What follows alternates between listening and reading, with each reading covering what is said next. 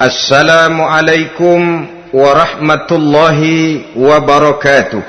Waalaikumsalam warahmatullahi wabarakatuh. Bismillahirrahmanirrahim. Alhamdulillahi rabbil alamin. Wassalatu wassalamu ala ashrafil anbiya'i wal mursalin, sayyidina wa maulana Muhammadin wa ala alihi wa ashabihil mujahidin at-tahirin, amma ba'du. Saudara-saudara kaum muslimin rahimakumullah, agama mengajarkan bahwa di dalam melaksanakan segala macam pekerjaan hendaklah dilaksanakan dengan penuh hati-hati dan perhitungan. Dikatakan dalam pepatah, fit ta'annis salamah wa fil ajalatin nadamah. Di dalam keberhati-hatian itu ada keselamatan, dan di dalam sikap tergesa-gesa, di dalam sikap terburu-buru biasanya mengandung penyesalan. Tetapi ada 5 perkara yang malah memang harus dikerjakan secara buru-buru. Apa yang 5 perkara itu? Pertama, mengubur jenazah.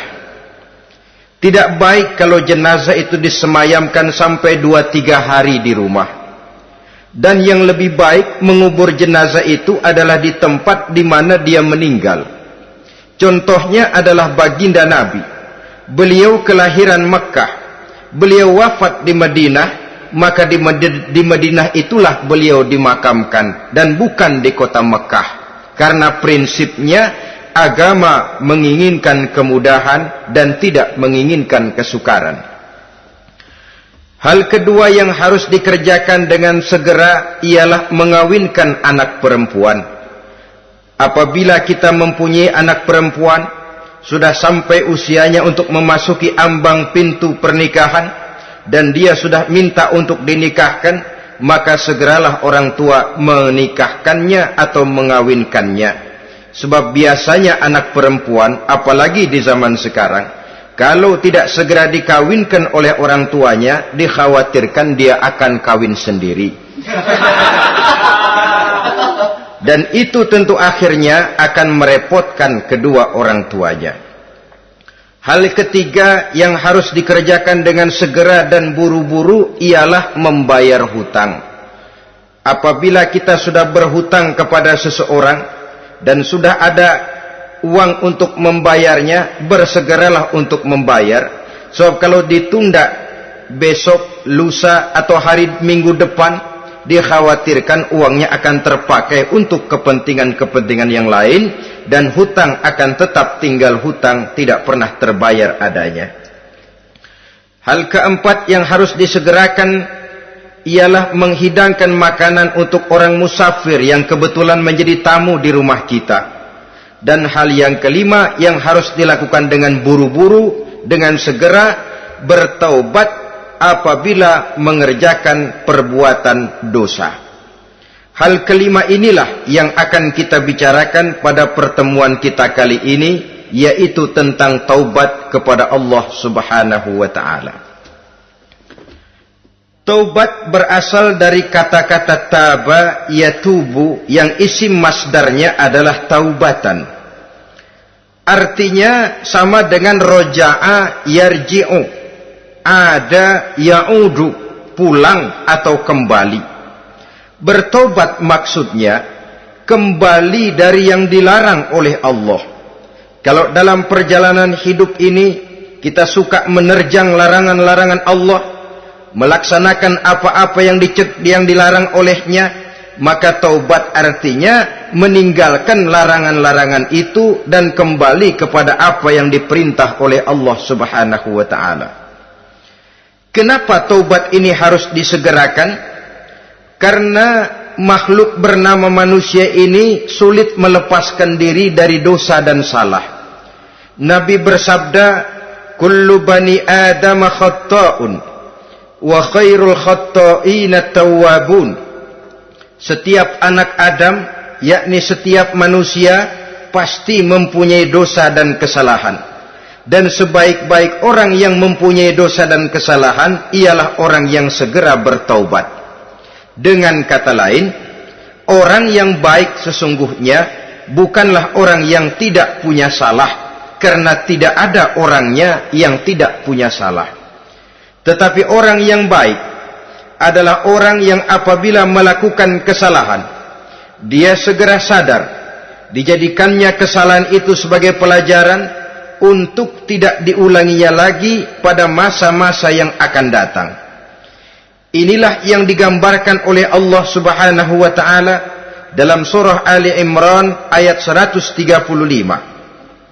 Walladzina iza fa'alu fahishatan, dan orang-orang yang apabila mereka terjatuh ke dalam perbuatan dosa, au zalamu anfusahum, atau berbuat zalim kepada diri mereka sendiri, dzakarullaha fastaghfaru lidzunubihim, mereka segera ingat kepada Allah dan memohon ampun terhadap dosa yang pernah mereka kerjakan. Saudara-saudara kaum muslimin rahimakumullah, sejak awalnya iblis memang sudah memproklamirkan diri di hadapan Allah Subhanahu wa taala. Apa kata iblis? Ya Rabbi wa izzatika la azalu aghwi bani adama ma damat arwahuhum fi ajsadihim. Ya Allah, demi kemuliaan-Mu saya bersumpah, kata iblis, saya akan selalu memperdayakan anak-anak Adam. Saya akan selalu menggoda manusia selama ruh mereka masih ada di dalam jasad mereka. Jadi selama ruh masih ada di dalam jasad, selama itulah iblis akan selalu berusaha menggelincirkan manusia untuk jatuh ke tempat-tempat salah dan ke tempat-tempat dosa. Tetapi kemudian Allah juga memberikan jaminan. Allah menjawab proklamasi iblis ini, wa izzati wa jalali ya mal'un la azalu aghfiru lahum mastaghfaru.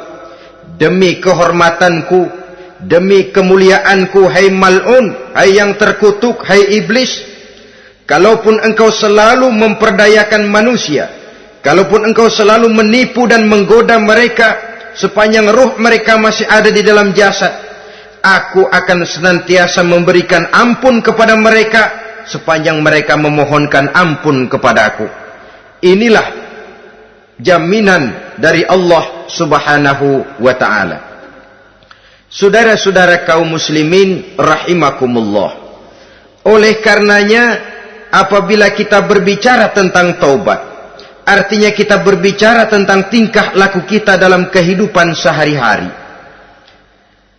Apa yang harus kita lakukan untuk sempurnanya satu taubat? Pertama, menyesal terhadap dosa yang pernah kita lakukan. Kadang-kadang ada juga orang bertaubat, tapi bukan nyesal terhadap dosa yang dia kerjakan, malah puas katanya. Dia ngomong sama teman-temannya, saya dulu zaman muda sudah kenyang judi, kenyang zina, kenyang mabuk-mabukan, sudah puas. Sekarang tinggal benernya saja, saya sudah taubat. Taubatnya sih bagus, tapi puasnya itu yang jelek. Kenapa harus dikatakan puas? Bukan puas, menyesal. Menyesal saya dulu. Kenapa hanyut terjebak dosa? Kenapa tenggelam di meja judi? Kenapa tenggelam di minum-minuman keras? Kenapa hanyut kepada perbuatan munkar dan maksiat? Saya menyesal sekali. Menyesal diperintah dan bukan malah puas. Dari rasa menyesal ini nanti timbul hal yang kedua, yaitu berniat tidak akan mengulangi lagi perbuatan dosa. Kalau menyesal tapi masih diulangi lagi, itu belum taubat yang sebenarnya.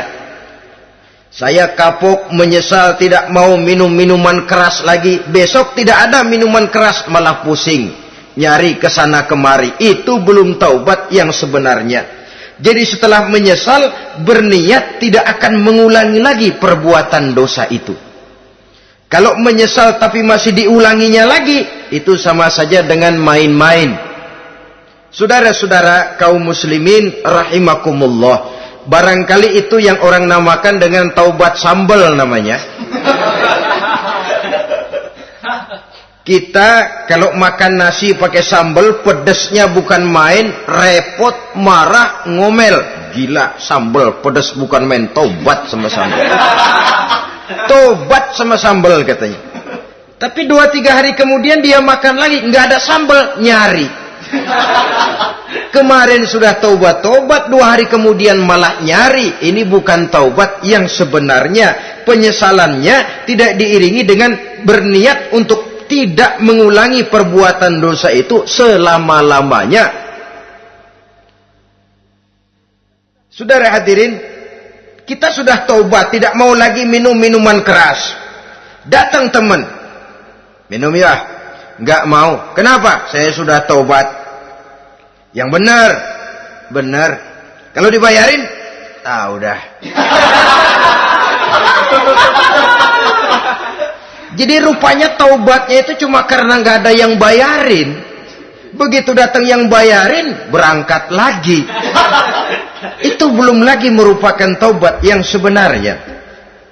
Begitu juga kita taubat dari meja judi. Pada waktu sudah buras, bangkrut, habis-habisan, mungkin menyesal, mungkin bertaubat. Inilah akibatnya judi, rumah tangga berantakan, harta buras, anak terlantar, uang tidak ada. Taubat, saya tidak mau lagi-lagi tenggelam di meja judi. Pada saat kondisinya bangkrut, itu yang diucapkan. Tapi 2-3 hari, 4-3 minggu, 1 bulan kemudian rezekinya banyak, makmur lagi, usahanya maju lagi, lupa lagi dia kepada ucapan sebelumnya. Akhirnya sedikit demi sedikit tenggelam kembali di meja judi. Ini pun belum merupakan taubat yang sebenarnya. Jadi untuk sempurnanya taubat, yang pertama menyesal terhadap dosa yang telah dilakukan, yang kedua berjanji tidak akan mengulangi lagi, kemudian yang ketiga meninggalkan perbuatan jahat itu untuk selama-lamanya. Dengan kata lain, kalau memang taubat tidak mau minum lagi, talak 3 itu minuman keras. Kalau memang niat tidak akan berjudi lagi, talak 3 itu segala macam bentuk perjudian, meninggalkan perbuatan jahat. Yang keempat, menunaikan semua fardu dan kewajiban. Sebab barangkali pada saat kita tenggelam dalam dosa, perintah-perintah Allah, jangankan yang sunnah, yang wajib saja sering kita lalaikan. Maka apabila diri telah berniat melaksanakan taubat, maka tunaikan semua kewajiban yang disyariatkan oleh agama kepada kita. Yang kelima, meminta halal kepada para lawannya dengan termasuk mengembalikan hak milik orang lain. Ini kalau menyangkut hukukul adamiyin atau hak-hak manusia. Jadi kalau kita berdosa kepada sesama manusia, Allah belum akan menerima taubat kita kalau kita belum minta maaf kepada yang bersangkutan. Adapun kalau kita sudah minta maaf tapi yang bersangkutan tidak mau memberikan maaf, itu urusan dia kepada Allah. Urusan kita adalah meminta maaf kepada yang bersangkutan. Hal yang keenam, mendidik atau melatih diri untuk bertaat kepada Allah. Sebagaimana kita dulunya telah melatih diri, memperturutkan diri untuk berbuat durhaka. Lalu memperbaiki yang dimakan dan yang diminum. Itu juga merupakan ciri dari orang-orang yang melaksanakan taubat kepada Allah Subhanahu wa ta'ala. Kemudian apalagi? Memperbanyak istighfar di dalam kehidupan. Disabdakan oleh Nabi, inna likulli da'in dawa'un wa dawa'u zunubi al-istighfar. Sesungguhnya segala macam penyakit tentu ada obatnya, dan obat dari segala macam dosa adalah istighfar. Saudara-saudara kaum muslimin rahimakumullah. Jadi kalau yang terdahulu merupakan perbuatan-perbuatan konkret, maka yang terakhir ini taubat dalam bentuk ucapan berupa memperbanyak istighfar, memohonkan ampun kepada Allah Subhanahu wa ta'ala. Mari kita lihat dalam teladan hidup kita, manusia yang hatinya paling bersih, tidak lain adalah Rasulullah sallallahu alaihi wasallam. Beliau sudah mendapat jaminan ampun dari seluruh dosa. Liyaghfir lakallahu ma taqaddama min zambika wa ma ta'akhkhar, kata Allah. Muhammad, dosamu yang dahulu, dosamu yang sekarang, dosamu yang akan datang jikalau memang ada, seluruhnya sudah mendapat jaminan ampun dari Allah. Tetapi coba lihat dari sejarah perjalanan hidup yang mulia ini. Sungguh pun beliau sudah nyata-nyata mendapat jaminan ampun dari Allah. Beliau mengatakan, ayyuhan nas, tubu ilallah, fa inni atubu fil yaumi mi'ata marrah. Wahai manusia, bertaubatlah kepada Allah, maka sesungguhnya saya, kata beliau, dalam satu hari bertaubat 100 kali kepada Allah. Dalam riwayat yang lain, sab'ina marrah, 70 kali beliau mengucapkan istighfar minimalnya dalam sehari semalam. Orang yang sudah nyata-nyata mendapat jaminan ampun dari Allah ini, satu hari satu malam istighfarnya minimal 70 kali. Apatah lagi kita yang nyata-nyata belum mendapat jaminan ampun dari Allah. Di dalam satu hadis diriwayatkan bahwa iblis laknatullah alaih pernah berkata, ahlaktun nasa bizzunubi wal ma'asi. Aku rusak dan aku hancurkan kehidupan manusia dengan dosa dan dengan segala macam perbuatan maksiat. Iblis menghancurkan manusia dengan menanamkan kegemaran berbuat dosa dan menanamkan kesukaan untuk bergelimang dalam dunia maksiat. Tetapi kemudian iblis mengakui, wa ahlakuni bila ilaha illallah wal istighfar. Tetapi kemudian terbalik, manusia menghancurkan aku dengan kalimat la ilaha illallah dan dengan istighfar, yakni mengucapkan astaghfirullahal azim. Inilah senjata pemungkas menghadapi upaya iblis untuk menghancurkan manusia. Kalau iblis menghancurkan manusia dengan perbuatan dosa, dengan menenggelamkan manusia ke dalam perbuatan-perbuatan maksiat, hendaknya kita sadar. Pada saat kita terdorong untuk melakukan perbuatan dosa, kita lalu sadar, inilah perangkap iblis untuk membinasakan saya. Pada saat kita terjebak ke dalam perbuatan maksiat dan munkarat, ingatlah baik-baik, inilah perangkap iblis untuk merusak dan membinasakan saya. Maka hancurkan perangkap iblis, hancurkan tipu daya dan usaha iblis itu dengan apa? Dengan kalimat la ilaha illallah dan dengan memperbanyak istighfar. Falamma ra'aitu dzalik, ketika aku lihat hal itu, kata iblis, mereka hancurkan kita dengan dosa dan maksiat, dan kita hancurkan mereka dengan la ilaha illallah dan istighfar. Diamkah iblis? Puaskah iblis? Ternyata tidak.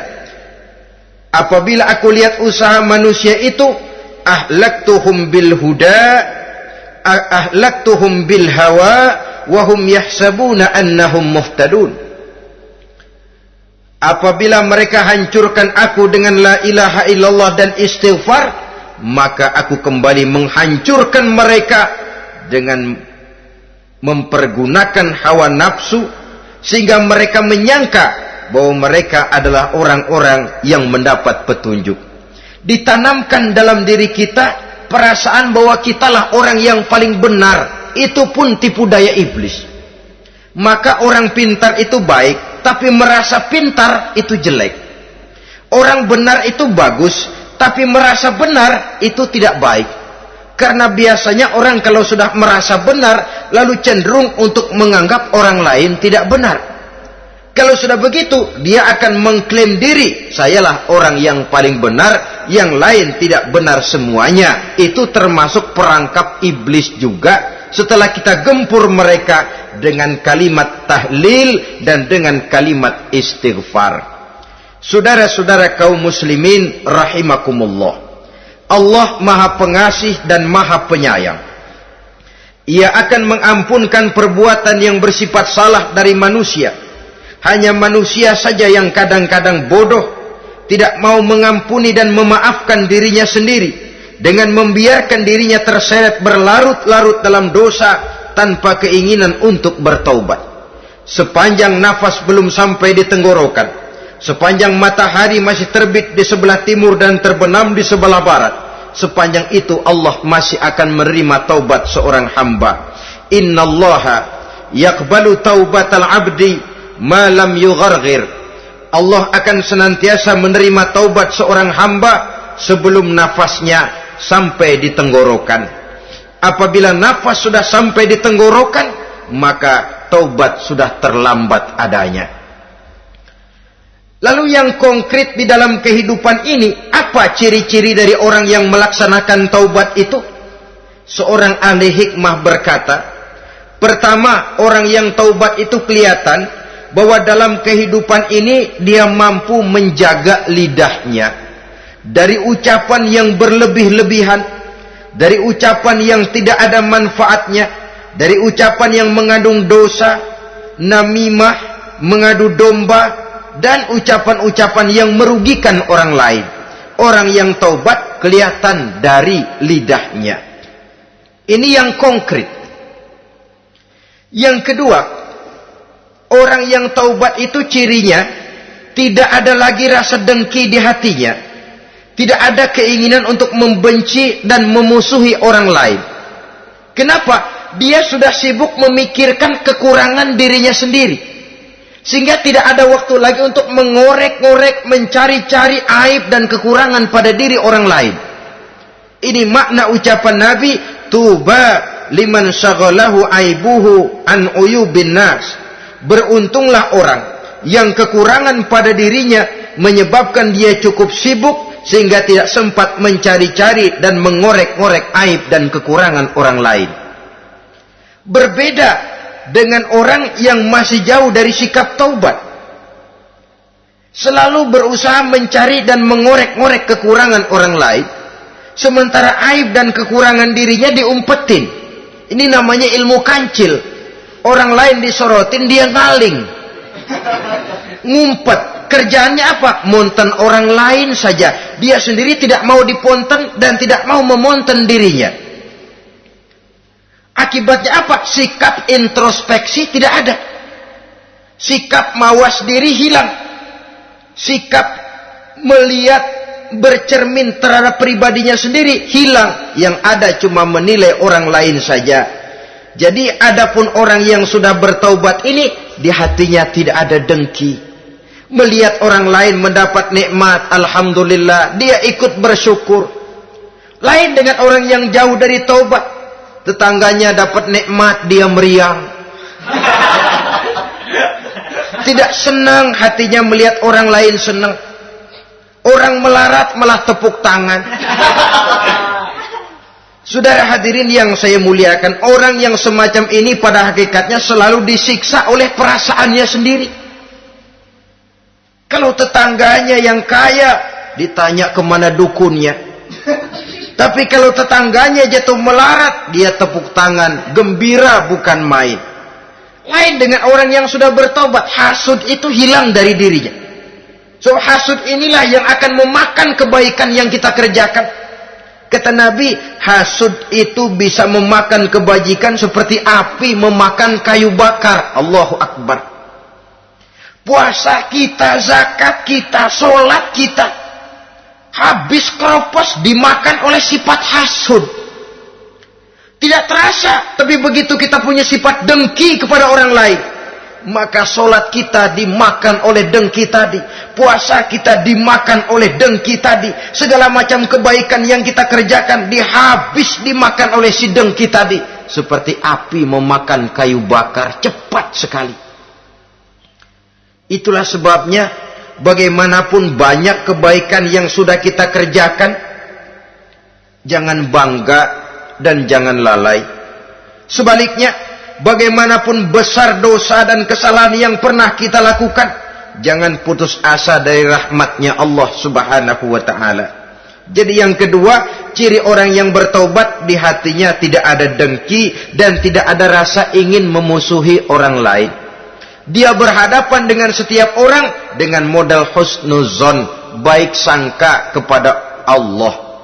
Tidak a priori. Kadang-kadang ada orang ketemu saja baru tapi sudah punya rasa jelek. Diperturutkannya suuzonnya. Yang ketiga, ciri orang bertaubat itu menjauhkan diri dari pergaul dengan orang-orang jahat. Sebab kita tahu bahwa pergaulan sangat besar pengaruhnya dalam ikut membentuk kepribadian manusia. Asyariku wa fi syarri syarrun. Bersekutu dengan kejahatan biasanya ikut jadi jahat. Walaupun secara langsung tidak melakukan kejahatan, tapi sudah termasuk dalam jamaah yang jahat juga namanya. Saudara-saudara kaum muslimin, bukan berarti orang yang taubat lalu tidak mau bergaul itu juga mencerminkan keangkuhan diri. Bergaul dia bergaul, tetapi kepada orang-orang yang jahat ia sekedar menghindarkan diri pergaulannya itu dari kejahatan yang bisa ditimbulkan oleh orang-orang jahat tadi. Ciri yang keempat dari orang yang bertaubat, dia mempersiapkan diri untuk menghadapi mati. Mempersiapkan diri. Sebagaimana kita tahu, kalau kita akan pergi ke luar kota, tentu kita membawa bekal. Makin jauh perjalanan, makin banyak bekal yang harus kita bawa. Hidup ini adalah perjalanan panjang yang kita juga memerlukan bekal dalam kehidupan. Orang yang bertaubat, orang yang mempersiapkan diri untuk menghadapi maut dan menghadapi hari-hari sesudah maut itu datang. Menghadapi kehidupan di alam barzakh, menghadapi kehidupan di alam akhirat dan selanjutnya. Dia mempunyai persiapan sehingga kapan maut datang dia sudah punya persiapan lebih dahulu. Saudara, kalau kita siap dipukul orang, pada saat pukulan itu datang, rasanya sakitnya agak lebih kurang daripada kita tidak pernah siap untuk dipukul. Walaupun bobot pukulannya sama, tapi kita akan lebih punya daya tahan kalau kita sudah siap. Oleh karena itu, orang yang bertobat, orang yang mempunyai persiapan untuk menghadapi mati. Tidak hanya untuk menghadapi mati, tapi juga menghadapi hidup di seberang kematian nanti. Maka karenanya dia sibuk dengan dunianya, tapi juga dia lebih sibuk dengan akhiratnya. Dia tenggelam dalam berbagai macam kesibukan dunia, lain saat dia memfanakan diri untuk membekali diri menghadapi kehidupan sesudah hidup yang sekarang ini. Ciri-ciri ini tentu akan kelihatan dari gerak hidup seseorang. Saudara-saudara kaum muslimin rahimakumullah. Jadi dengan kata lain, kalau kita kembali kepada surah Ali Imran ayat 135 tadi, apabila dalam kehidupan terjebak kita kepada perbuatan dosa atau zalim kepada diri sendiri, zakarullah, segeralah mengingat Allah, fastaghfaru li dzunubihim, dan segera memperbanyak istighfar, memohon ampun kepada Allah Subhanahu wa taala, sebab dosa dalam Islam hanya bisa ditebus dengan taubat. Bukan dengan uang, bukan dengan beras, bukan juga dengan piagam. Dosa dalam Islam hanya bisa ditebus dengan melaksanakan taubat kepada Allah. Dan untuk bertaubat tidak usah ngulur waktu. Besok saja, bulan depan saja, tahun depan saja, nanti saja kalau sudah agak sedikit tua. Ibarat diri kita ini kaca, kata Imam Ghazali, maka dosa adalah debu. Apabila kaca kena debu, sedikit nempel debu lalu dilap, sedikit nempel debu terus dilap lagi, insya Allah kaca akan tetap bersih. Tapi kalau kita menunggu debu sampai banyak, apalagi sampai berurat, berkarat, nanti akan sulit membersihkannya. Demikian hati manusia itu. Kalau sudah dihinggapi oleh dosa, ditumpuknya lagi, berkarat dosa dalam hati, biasanya berat untuk melaksanakan taubat. untuk lebih meningkatkan pengertian kita tentang ciri dari orang-orang yang bertaubat, mari kita ikuti sebuah dialog yang pernah terjadi antara Rasul dengan para sahabat. Satu hari ketika sedang berkumpul dengan para sahabat, baginda Rasul bertanya, "Atadruna manit taib?" Saudara-saudara, tahu enggak saudara-saudara, siapa sebenarnya orang-orang yang bertaubat itu? Macam-macamlah jawaban para sahabat, tapi yang jelas akhirnya mereka berkata, Allahu wa rasuluhu a'lam. Allah dan Rasulnya yang lebih tahu siapa sebenarnya orang yang bertaubat itu. Atas jawaban ini baginda Rasul lalu menegaskan, pertama, man taba wa lam yata'allamil ilma falaysa bitaibin. Siapa orang yang mengaku bertaubat kepada Allah, lalu dia tidak mau mencari ilmu, tidak mau belajar, falaysa bitaibin, maka dia belum termasuk orang yang bertaubat.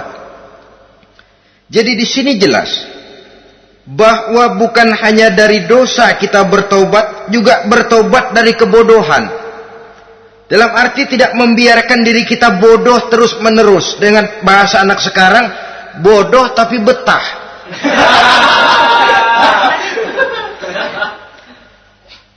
Orang yang mengaku bertaubat tapi tidak menggali ilmu, tidak mau belajar, tidak mau mencari ilmu, tidak hadir di mana majelis taklim, belum dianggap taubat yang sebenarnya.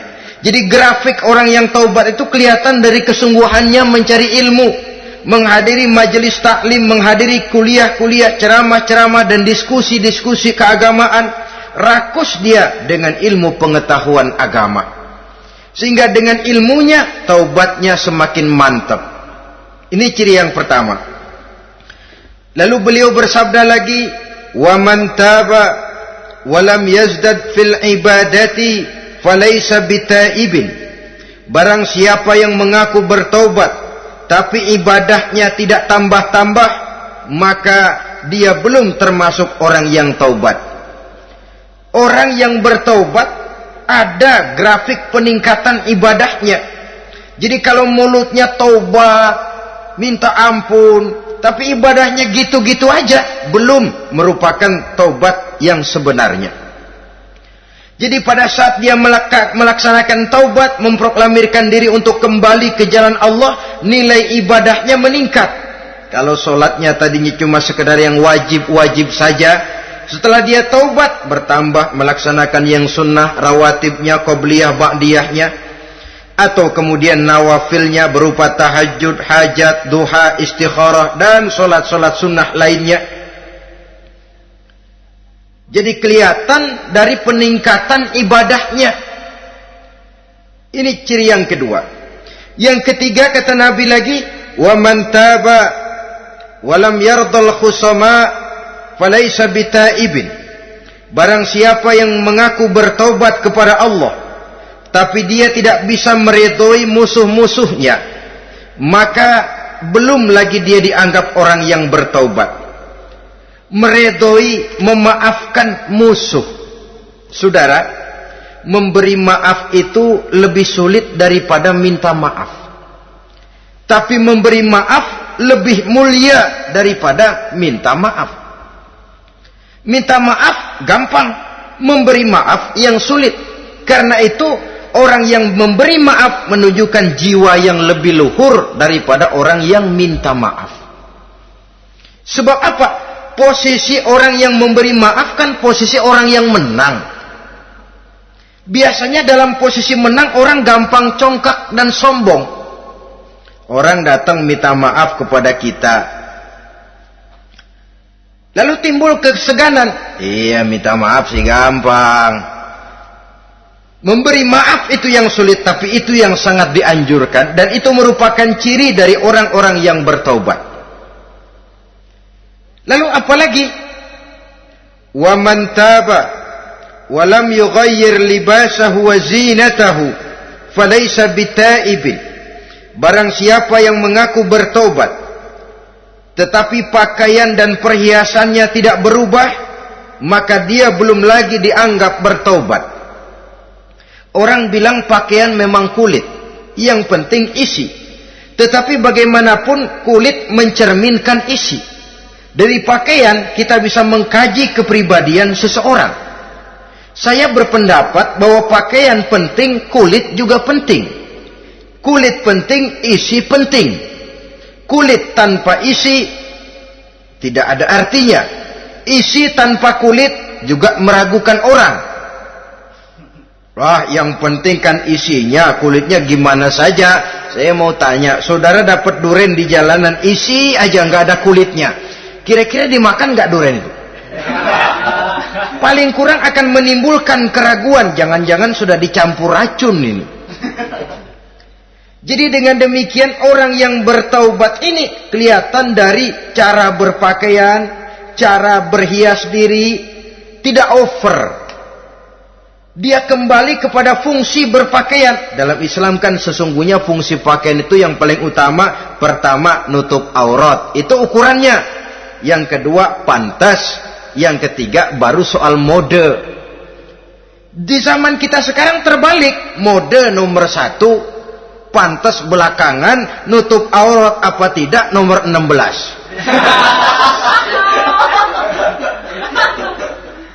Kalau sudah mode, kita kekurangan pertimbangan. Ini buat saya pantas apa tidak? Ini menutup aurat apa tidak? Kita balik. Padahal fungsi berpakaian dalam Islam tujuan utamanya pertama nutup aurat.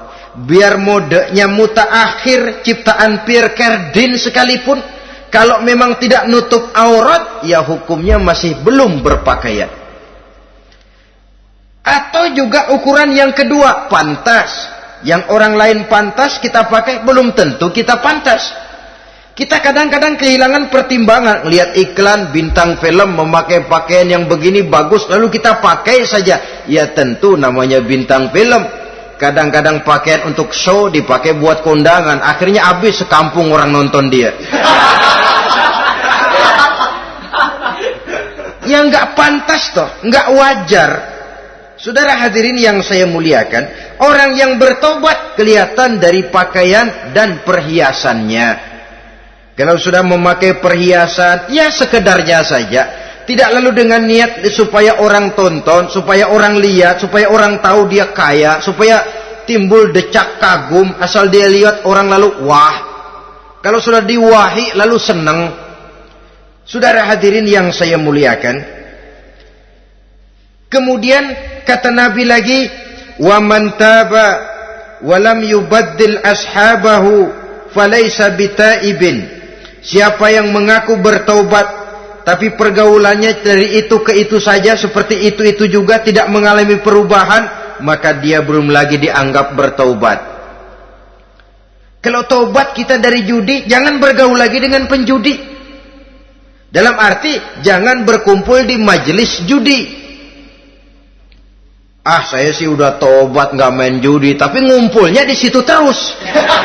Ya bagaimana? Pada akhirnya toh akan terseret juga. Saudara hadirin yang saya muliakan, jadi dengan demikian lingkungan juga sangat besar pengaruhnya dalam kriteria orang yang bertaubat. Selanjutnya Nabi bersabda, "Wa man taba walam yughayyir khuluquhu falaysa bitaibin." Siapa yang mengaku bertaubat tapi akhlaknya, budi pekertinya tidak mengalami perubahan, maka orang itu pun belum dianggap bertaubat. Ini juga konkret. Orang yang bertaubat kelihatan dari akhlaknya. Kalau kemarin sama orang tua songong, kurang ajar, nyelongcong, maka setelah taubat dia berakhlak kepada orang tua. Kalau kemarin kepada anak muda menindas, tidak senang kepada anak muda yang maju, setelah dia taubat dia bisa menyayangi kepada anak-anak muda. Akhlak ini lain dengan adat, istiadat. Adat biasanya hanya memandang yang lahir, sedangkan akhlak zahir batin dipandang. Contoh, seorang anak muda kalau lewat di depan orang tua membungkukkan badan, menurut adat dia sudah sopan. Tapi menurut akhlak belum tentu berakhlak. Tergantung kepada niatnya apa membungkukin badan. Permisi apa ngina. Kan mungkin saja orang membungkukan badan lewat di depan aki-aki karena menghina sebab aki-aki itu badannya udah bungkuk. Jadi gerakan zohir yang baik yang diiringi dengan niat yang baik itulah cerminan daripada akhlak. Kalau adat terlepas dari soal niat, asal zohirnya sudah oke, menurut adat oke, dia beradat. Niatnya apa? Adat tidak pernah menilai. Maka orang yang bertaubat pun kelihatan dari akhlaknya, dan akhlak itu adalah keseluruhan tingkah hidup manusia. Cara berjalan ada akhlak, cara makan ada akhlak, cara duduk ada akhlak, cara tidur ada akhlak. Sehingga pantas ketika Siti Aisyah ditanya, Aisyah, Rasulullah itu akhlaknya apa sih? Beliau menjawab, karena Rasulullah khuluquhul Quran. Rasulullah itu akhlaknya Quran. Sehingga di kalangan ilmuwan lalu ada ungkapan bahwa Nabi Muhammad adalah Quran berjalan. Maksudnya seluruh konsepsi Quran sudah diterjemahkan dalam kehidupan Nabi. Maka tidak heran kalau Islam mengatur kehidupan manusia sejak yang sekecil-kecilnya sampai yang sebesar-besarnya. Cara berpakaian ada akhlaknya, kan begitu toh dalam Islam. Saudara diri di depan kaca, ngaca, ada akhlaknya, ada bacaannya. Allahumma kama hassanta khalqi fahassin khuluqi. Sampai saudara masuk ke dalam WC sekalipun ada akhlaknya. Karena akhlak adalah keseluruhan gerak hidup manusia. Orang yang bertobat kelihatan dari perubahan akhlaknya. Kemudian beliau bersabda, "Wa man taba wa lam yatwi firashahu wa bisatahu falaysa bitaibin." Siapa orang yang mengaku bertaubat tetapi dia tidak menggulung tempat tidur dan spraynya, maka dia belum dianggap bertaubat. Ini bahasa kinayah. Menggulung spray, melipat tempat tidur artinya lebih banyak ibadahnya daripada tidurnya.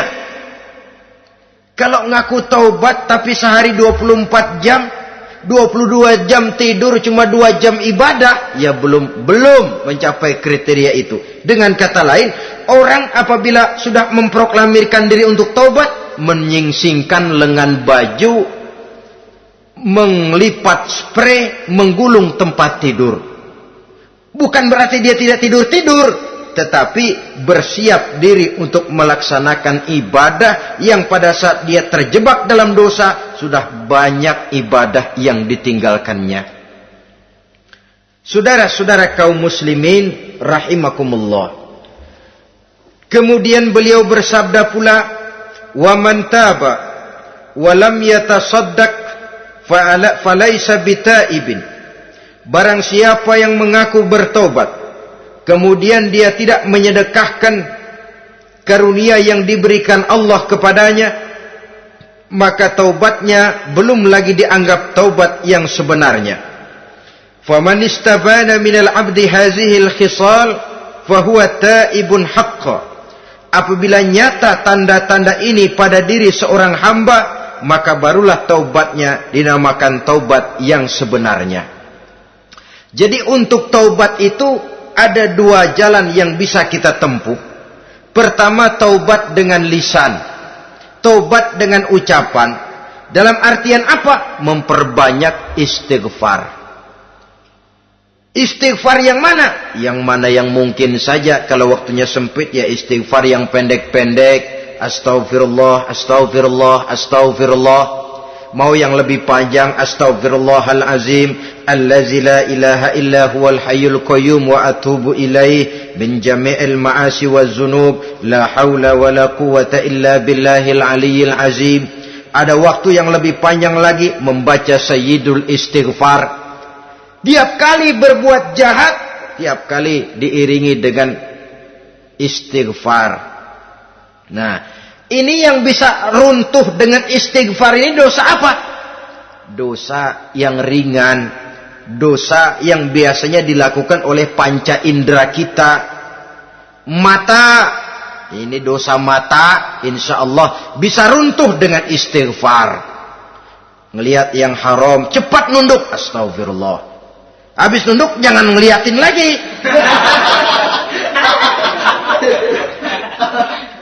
Kadang-kadang ngelihat nunduk, istighfar, melotot lagi, istighfar lagi.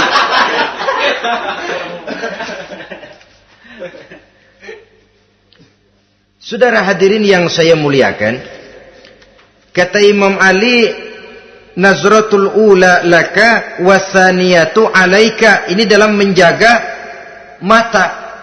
Pandangan pertama rezekimu kelihatan, namanya kelihatan kan rezeki. Pandangan pertama rezekimu, ulangannya dosamu. Ulangannya ini yang bisa membawa dosa. Dosa karena lidah, mengucapkan kata-kata yang menyakitkan orang. Dengan istighfar, insya Allah runtuh. Adapun dosa-dosa besar lainnya, tentu harus dengan perbuatan. Tidak cukup dengan sekedar istighfar saja. Perbuatannya apa? Itulah seperti yang sudah saya sampaikan pada ciri-ciri orang yang bertaubat tadi. Oleh karenanya, beruntunglah kita masih diberikan umur oleh Allah. Sehingga segala dosa dan kesalahan yang kita lakukan, kita masih punya kesempatan untuk mengadakan pemutihan, bertaubat kepada Allah. Nah, apa kemudahan yang diberikan Allah kepada orang yang melazimkan istighfar di dalam hidupnya? Pertama, kata Nabi, man lazimal istighfar, siapa orang yang melazimkan, membiasakan diri istighfar, diberikan keistimewaan oleh Allah. Pertama, ja'alallahu lahu min kulli dhikin makhraja. Allah akan memberikan jalan keluar untuknya dari segala macam kesulitan. Hidup ini kan problem. Makin tinggi status sosial, makin banyak urusan. Urusan akan selesai apabila hidup di dunia selesai. Kita menyangka orang lain lebih enak dari kita, padahal tiap orang punya urusan. Yang namanya enak barangkali persis seperti pelangi biang lala itu. Tidak pernah di atas kepala kita, di atas kepala orang lain saja. Begitu kita memandang keenakan dalam hidup ini. Petani bilang pedagang enak, pedagang bilang petani enak. Tapi begitulah keenakan itu. Orang yang melazimkan istighfar, dia akan diberikan jalan keluar dari segala macam kesulitan. Menurut perhitungan otak, deadlock, buntu, tidak sanggup lagi, entah bisa terwujud dan terlaksana. Allah memberikan jalan keluar dari segala kesulitan. Saudara, kalau Allah sudah memberikan jalan keluar dari kesulitan, siapa lagi yang bisa bikin sulit kita? Kalau Allah yang memberikan jalan keluar, everything is running well katanya. Semua urusan bisa jalan dengan lancar. Tapi tanpa istighfar, jauh kita dari Allah. Jalan yang sudah lapang pun bisa jadi sempit. Urusan yang sudah nyata akan selesai pun bisa jadi injelimet. Dan jalan yang tadinya tidak berliku-liku pun bisa berliku-liku. Ini faktor yang di luar perhitungan matematis. Kita tidak mampu, Allah maha mampu. Menurut akal kita tidak mungkin. Kalau Allah mau, tidak ada yang tidak mungkin. Saudara-saudara, ini fasilitas pertama. Orang yang gemar istighfar diberikan jalan keluar dari segala macam kesulitan. Yang kedua, wa min kulli hammin faraja, diberikan kegembiraan dari setiap kesusahan yang dihadapinya. Ada saja faktor-faktor yang mendatangkan kegembiraan, yang mendatangkan refreshing di dalam kehidupannya, sehingga dia tidak lalu merasa jalannya buntu, tidak merasa kesulitannya tidak pernah terselesaikan. Dan yang ketiga, fasilitas yang diberikan Allah kepada orang yang gemar istighfar, wa razaqahu min haitsu la yahtasib. Allah akan memberikan kepada mereka rizki dari jalan yang tidak pernah mereka sangka-sangka. dari jalan yang tidak pernah mereka perkirakan sebelumnya. Saudara-saudara kaum muslimin rahimakumullah. Inilah fasilitas ketiga yang diberikan Allah kepada orang yang gemar istighfar. Rizkinya datang dari jalan yang tidak disangka-sangka. Sebab rizki ini juga termasuk hal gaib. Dan jangan lupa, ar-rizqu bimakna al-ata hissiyan kana au ma'nawiyan. Rizki adalah pemberian baik yang konkret maupun yang abstrak. Kita sering membatasi pengertian rizki, maka rezeki kita jadi sering terbatas. Menurut kita kan yang namanya rezeki cuman duit saja. Kalau bukan duit bukan rezeki. Padahal semua karunia Allah itu rezeki. Umur rezeki, istri rezeki, anak rezeki, pangkat dan jabatan rezeki, termasuk duit juga rezeki. Tapi dalam kebiasaan kita rezeki cuma duit. Begitu duit seret kita anggap rezeki macet. Maka akhirnya kita tidak bersyukur kepada Allah. Padahal mungkin di sektor duit macet, tapi rezeki dari segi lain, ilmu barangkali tambah, wibawa naik, pangkat naik, anak tambah, itu juga merupakan rezeki. Saudara-saudara kaum muslimin rahimakumullah. Orang yang gemar istighfar ini diberikan rezeki dari jalan yang tidak disangka-sangkanya. Dibukakan perbendaharaan Allah untuknya. Sehingga rezekinya datang dari cara yang tidak disangka-sangka. Allah Maha Kaya. Kalau dia mau, la mani'a lima a'taita wa la mu'tiya lima mana'ta. Tidak satu kekuatan pun yang mampu mencegah apa yang hendak diberikan Allah. Dan tidak satu kekuatan pun yang sanggup memberikan apa yang dicegah oleh Allah Subhanahu wa ta'ala. Ini keistimewaan yang diberikan Allah kepada mereka yang gemar beristighfar di dalam kehidupan ini. Jangan lagi berpikir, gue sih nggak punya dosa, istighfar amat. Sombong, saudara-saudara. Manusia itu lebih baik merasa banyak dosa daripada merasa tidak punya dosa. Tanda orang bahagia, kata Nabi 4. Pertama, orang yang selalu ingat kepada kesalahan yang pernah dia lakukan. Itu orang bahagia. Selalu ingat kepada kesalahan yang pernah dilakukannya. Sehingga pada saat akan melakukan kesalahan yang baru, dia mikir-mikir. Dosa gue yang kemarin udah 3 keranjang, nih nambah lagi. Ingatannya terhadap kesalahan yang lalu akan merupakan langkah preventif yang mencegah dirinya untuk tidak menambah kesalahannya. Orang bahagia, orang yang selalu ingat kesalahan yang pernah dia lakukan, terbayang di pelupuk mata, bukan ngumpet-ngumpetin dosa. Sebab apa yang mau kita umpetin di hadapan Allah? Yang kedua, tanda orang bahagia itu orang yang selalu melupakan kebaikannya. Kalau dia berbuat baik, dia lupakan. Dia anggap dirinya belum pernah berbuat baik. Sehingga di mana ada kebaikan, dia tidak bisa ikut. Dia merasa sangat rugi. Sebab dia anggap dirinya belum pernah berbuat baik. Yang ketiga, tanda orang bahagia. Dalam urusan dunia, dia lihat ke bawah.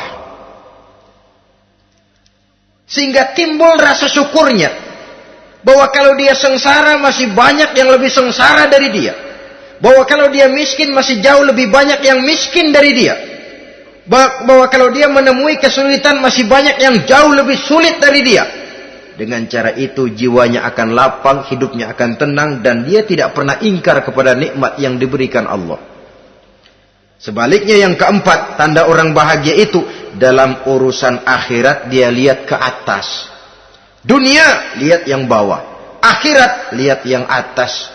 Kalau dia bisa sholat, kenapa saya tidak? Kalau dia sanggup puasa, kenapa saya tidak? Kalau dia bisa baca Quran, kenapa saya tidak? Timbul panas, nyontoh ibadah mendatangkan kebahagiaan. Rakus ibadah malah dianjurkan. Rakus dunia malah tercela. Nah, lawanannya orang celaka, saudara-saudara. Orang celaka juga tandanya 4 lawanan yang tadi itu. Pertama, orang yang selalu melupakan kesalahannya. Kalau berbuat dosa lupa, sok bersih. Alah, dosa gue mah dikit. Saudara hadirin yang saya muliakan, orang yang selalu melupakan kesalahan, menganggap dirinya bersih, akhirnya kalau ingin berbuat dosa nggak mikir-mikir. Tidak ada lagi yang ditimbang-timbang. Selanjutnya, yang kedua, orang celaka itu orang yang selalu mengingat kebaikannya. Akhirnya apa? Timbul sifat nepuk dada, membanggakan jasa. Lahirlah pahlawan-pahlawan kesiangan. Selalu membanggakan diri, nepuk dada. Kalau enggak saya, kalau enggak saya. Itu masjid, kalau enggak saya. Itu pesantren, kalau enggak saya. Itu umat, kalau enggak saya. Kalau enggak saya. Memangnya kalau enggak sampean kenapa?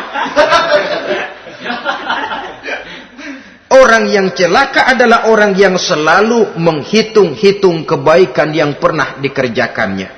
Keikhlasannya kurang, makin dia hitung, makin kurang nilai pahalanya. Makanya kalau berbuat baik, ya anggap saja buang sampah, gak usah ditengok-tengok, gak usah diingat-ingat. Dan gak usah mengharap orang yang kita tempat berbuat baik akan membalas kebaikan.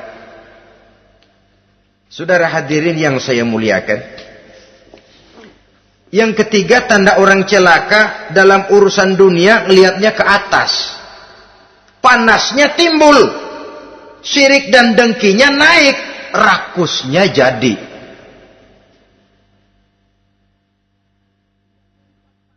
Timbul sifat panasnya itu, tidak mau ngerti.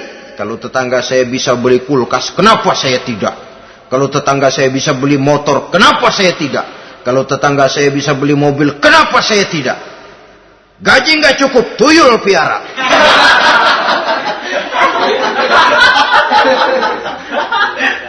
Orang itu kalau sudah didorong oleh rakus kan bisa jadi menghalalkan segala macam cara untuk mencapai tujuan. Dibakar oleh sifat tamak dan rakus bin serakah. Nah, kalau sudah didorong oleh rasa rakus, yang segera tersingkir pertama rasa malu.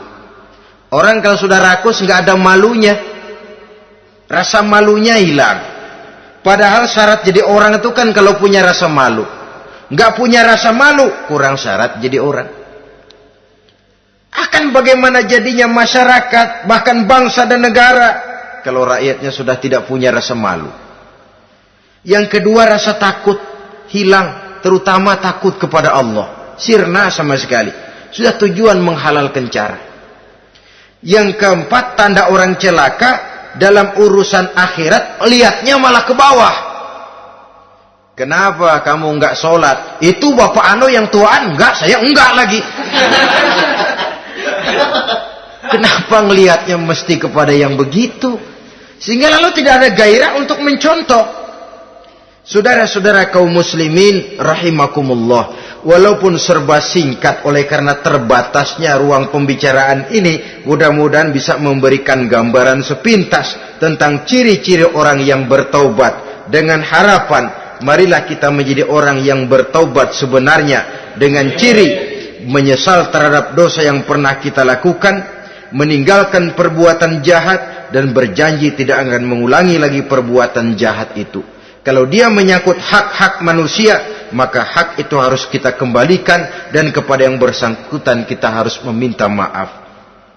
Apabila ditambah dengan kegiatan lisan, memperbanyak istighfar dalam kesempatan yang mungkin di sepanjang perjalanan hidup ini. Ini sajalah yang kita bicarakan pada pertemuan kali ini. Terima kasih atas segala perhatian. Mohon maaf atas segala kekurangan. Usikum wa nafsi bitaqwallah. Wassalamualaikum warahmatullahi wabarakatuh. Waalaikumsalam.